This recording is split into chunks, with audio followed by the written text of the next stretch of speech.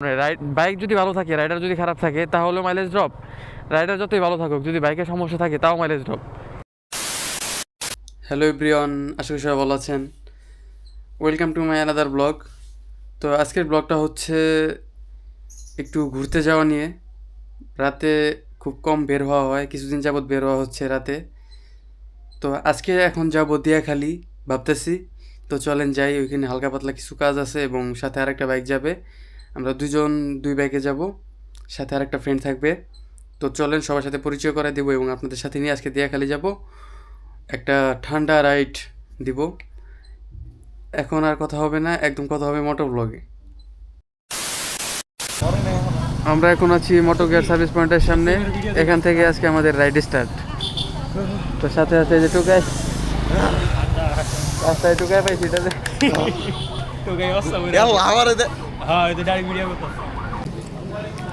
আমাদের ট্রিট দিচ্ছে নিহন, সাথে আছে আবির,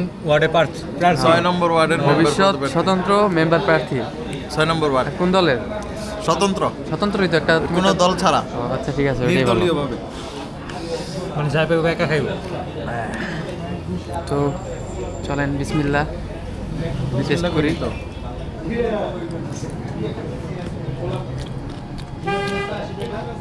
সালাডটা মিক্স কর, তাহলে মজা লাগবে। মিক্স করে সব করবো কমবো।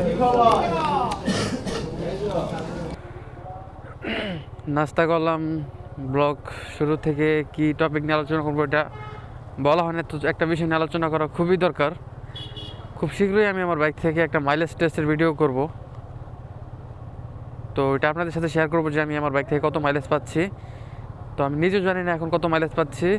তেল একদম শেষ হবে, তো তখন 1 লিটার ভরার পরে তখন দেখবো যে কত মাইলেজ দেয় আমার বাইকটা এখন। তো আপনাদের সাথে কিছু টিপস শেয়ার করি যে ভালো মাইলেজ পাওয়ার জন্য কী কী সার্ভিস, কী কী যত্ন নেওয়া দরকার আপনার বাইকের। তো মাইলেজ বেশি পাওয়ার জন্য সবচেয়ে গুরুত্বপূর্ণ বিষয় হচ্ছে অকটেন।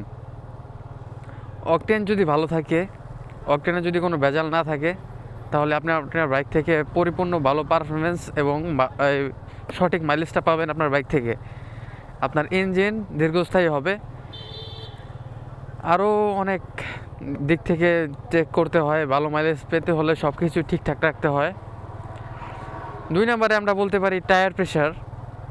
টায়ার প্রেশার ঠিকঠাক থাকলে বাইক দেখবেন একটু স্টেবল থাকে, বাইকটা ভাগে বেশি।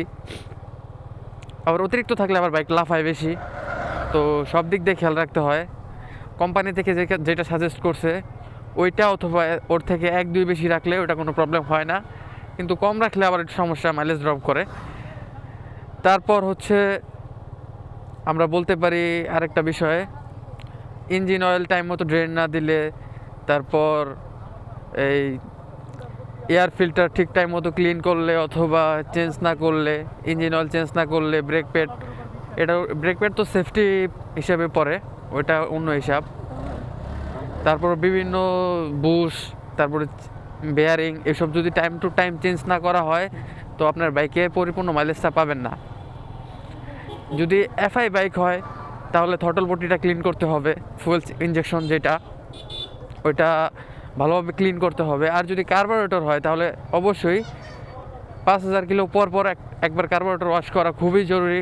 কার্বোরেটরের সাথে ট্যাঙ্কিটা ওয়াশ করতে হয়, তাহলে যদি ভিতরে কোনো ময়লা বালু কাদা টাদা থাকে, তেলের থেকে যদি কোনো কিছু বের হয়, ওটা যদি ট্যাঙ্কে জমা থাকে, সব ক্লিন করা খুবই প্রয়োজন। তারপরে একটা মাস্টার সার্ভিস দেওয়ার পরে দেখবেন আপনার বাইকটা কীরকম মাইলেজ দিচ্ছে, আর মাস্টার সার্ভিস দেওয়ার আগে কেমন মাইলেজ পাচ্ছেন ওইটা সম্পর্কে একটা আইডিয়া করতে পারবেন আপনারা। তো বাইক শুধু চালালেই হয় না, বাইকের অনেক যত্ন নিতে হয়। বাইকে যদি ভালো সাশ্রয়ীভাবে আপনি চলাচল করতে চান তাহলে বাইকটা পরিপূর্ণ সার্ভিসের মধ্যে রাখেন। যদি সার্ভিস মনে করেন একটা সমস্যা, প্রবলেম আপনি ফেস করতেছেন, ওইটা সমাধান করলেন না, ওই অবস্থায় চালাচ্ছেন, তার কিছুদিন পরে দেখবেন ওইটা থেকে আরেকটা সমস্যা হচ্ছে, ওই সমস্যা থেকে আরেকটা সমস্যা হবে, এমন করতে করতে আপনার একটা বড় অঙ্কের জরিমানা হয়ে যাবে। তখন আপনার ওইটা ক্যারি করতে একটু কষ্ট হয়ে যাবে, কস্টটা একটু হাই থাকবে। তো যদি সমস্যা পান অথবা অন্য কোনো কিছু হয়, বাইকে যদি কোনো ঝামেলা পান, তখনই ওটা সমাধান করে ফেলার চেষ্টা করবেন। তাহলে দেখবেন অল্প রুপিয়ে দিয়ে ওটা চলে যাবে। আর তা না হলে আপনার প্রবলেম হলে হতে পারে। মাইলেজে সবচেয়ে প্রভাব ফেলে দুইটা জিনিস। বাইকের এখন কি অবস্থা, বাইকের চেক আপ যদি ঠিকঠাক না থাকে ওইটা, আর হচ্ছে রাইডারের উপর। এই দুইটা কারণে বাইক যদি ভালো থাকে, রাইডার যদি খারাপ থাকে তাহলেও মাইলেজ ড্রপ।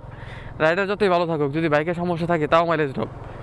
এই দুইটা বিষয় যদি মেনটেন করে চালানো যায়, যদি আপনি আপনার বাইক যেভাবে চালাবেন, আপনি আপনার বন্ধুর বাইক যদি হঠাৎ করে একদিন পান, আপনি কি ওইভাবে চালাবেন?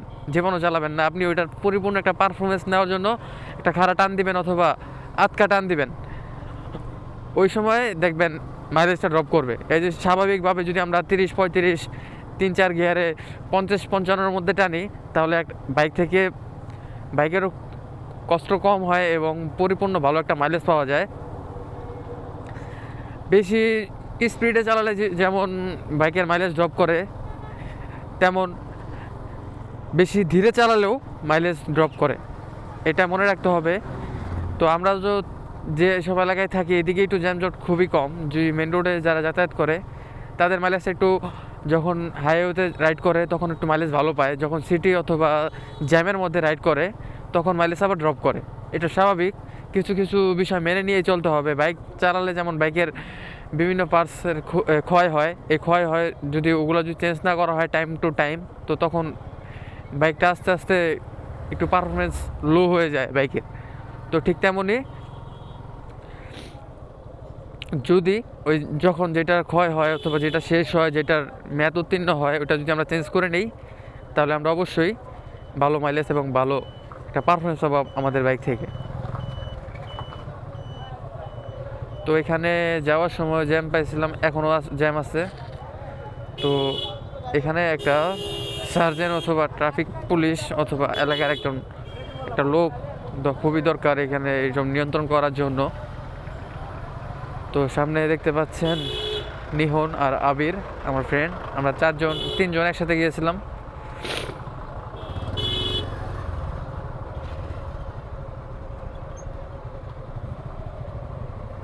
এই হালকা রাইডে অবস্থা খারাপ।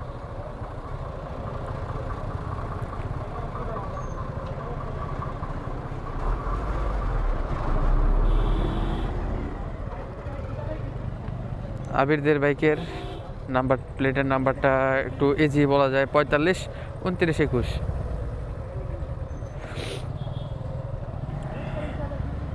তো দেখি আমি একটা স্পেশাল নাম্বার নেওয়ার চেষ্টা করব, যেটা একটু ভিআইপি থাকবে।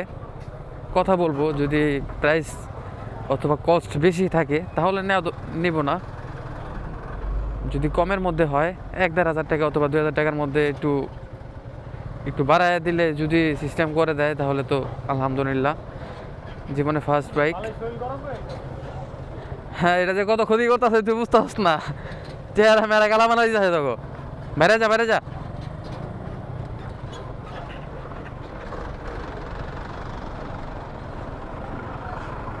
এখানে রোডটা একটা সময় অনেক ভালো ছিল, আমরা এদিকে আসতাম এই টানাটানির জন্য, কিন্তু এই রোডটা ঠিক করা হচ্ছে, এই জন্য একটু খারাপ এখন। আশা রাখি অল্প কিছুদিনের মধ্যে রোডটা ভালো হয়ে যাবে। তো এদিকে যারা দায়িত্বশীল তারা খুবই যত্ন সহকারে কাজ করে। জামগড়ার তুলনায় জামগড়া রপ্তানি বা পেলে ওইদিকে ওইসব জায়গায় যদি কোনো সমস্যা হয়, তাদের নজরে পড়তে 1-1.5 বছর লাগে। আর এদিকে নজরেই থাকে রোডঘাট সবার, এই জন্য খুব শীঘ্রই ঠিক করে ফেলা যায়। তো আমরা যেখানে ছিলাম, বাইকের মাইলেজ বিভিন্ন কারণে ড্রপ করে, আবার বিভিন্ন কারণে আপ হয়। তো নিয়মকানুনের উপরে সব, এটা সব ক্ষেত্রেই দেখা যায়। এটা তো একটা মেশিন, এটা যত যত্ন নেবেন তত দিন বেশি চলবে। অবহেলা করলেই সব কিছুই নষ্ট হয়ে যায়, যে সেটা সম্পর্ক হোক, মেশিন হোক, বন্ধুত্ব হোক, আর যেটাই বলেন না কেন।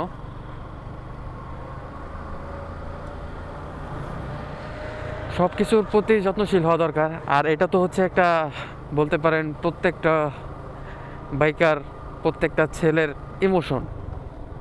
তো যদি কোনো বেকার ছেলে একটা বাইক কিনে অথবা পরিবারের খরচে বাইকটা মেনটেন করে, তো তারা জিজ্ঞাসা করবেন যে তার বাইকটা মেনটেন করতে এবং তেলের খরচ জোগাতে কত পরিমাণ কষ্ট করতে হয়। ফ্যামিলি থেকে বিভিন্ন কায়দায় বিভিন্ন কথা বলে নিতে হয়। বিশেষ করে তারা তাদের পকেট মানি, ঘোরাফেরা, খাওয়া দাওয়ার টাকা সব এই বাইকের প্রতি ইনভেস্ট করে ফেলে অনেকে। আমিও একটা সময় করতাম, এখন একটু একটু কম করা হয়।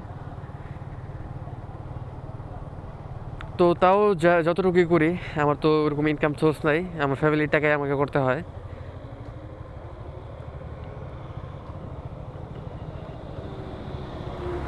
তো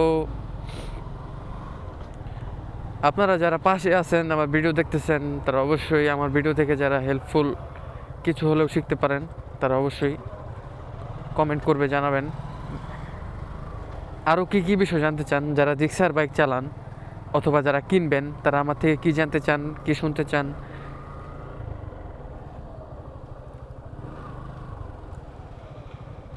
কী বিষয়ে আইডিয়া পেতে চান, একটু জানাবেন। ওই বিষয়ে যদি আমি অবগত থাকি তাহলে অবশ্যই জানাবো, আর যদি না থাকি হালকা পাতলা হলেও স্টাডি করব, তারপর ওই বিষয়ে জ্ঞান অর্জন করে আপনাদেরকে জানানোর চেষ্টা করব। যদি না জানি, আর জানলে তো আলহামদুলিল্লাহ, কোনো সমস্যা নেই।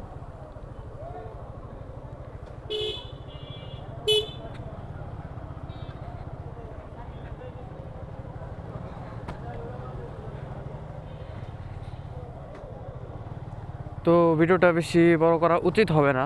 অনেকে লং ভিডিও পছন্দ করে না, শুধু ট্রাভেল ভিডিও যেগুলো লং হয় ওগুলো দেখতে পছন্দ করে। সিটি রাইডের ভিডিও, তারপর ট্রেক রিলেটেড, অ্যাডভাইস রিলেটেড ভিডিওগুলো বেশি বড় অনেকে পছন্দ করে না, শুধু মূল টপিকটা, মূল আওয়াজটা, মূল কথাটা শুনতে চায়। তো আজকে ভিডিওটা বেশি বড় করা হবে না। শুরুতে এই বিষয় নিয়ে কথা বলা উচিত ছিল, শুরুতে আমি প্যারা নাই, ওইটা ম্যানেজ করে নিয়ে এই ব্লগের মতো। তো আবার দেখা হবে আপনাদের সাথে নতুন কোনো ভিডিওতে, নতুন কোনো টপিকে, নতুন কোনো ট্রাভেল ব্লগে। তো সবাই ভালো থাকবেন। আল্লাহ হাফেজ।